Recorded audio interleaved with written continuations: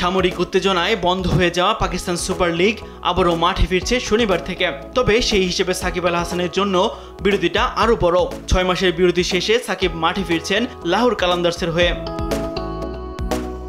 Bangladesh cricket ইতিহাসের সবচেয়ে সফল অলরাউন্ডার ও সাবেক অধিনায়ক সাকিব আল হাসান আবারও ব্যাট হাতে মাঠে ফিরতে যাচ্ছেন পাকিস্তান সুপার লিগ PSL দিয়ে।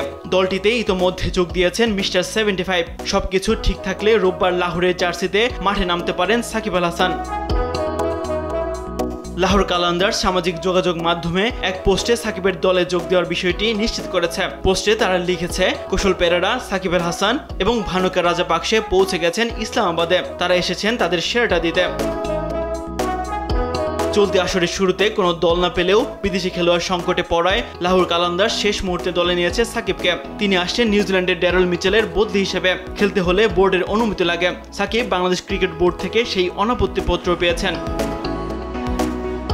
এটাই অবশ্য সাকিবের প্রথম PSL যাত্রা নয়। PSL-এ এর আগেও 3টি ফ্র্যাঞ্চাইজির হয়ে খেলেছেন সাকিব আল হাসান। 2016 সালে করাচি কিংসের হয়ে PSL-এ অভিষেক হয় তার। এরপর 2017 এবং 2023 সালে পেশোয়ার জালমির হয়ে খেলেছেন এই তারকা অলরাউন্ডার। এ পর্যন্ত PSL-এ 14টি ম্যাচে সাকিবের সংগ্রহ 181 রান ও 8 উইকেট।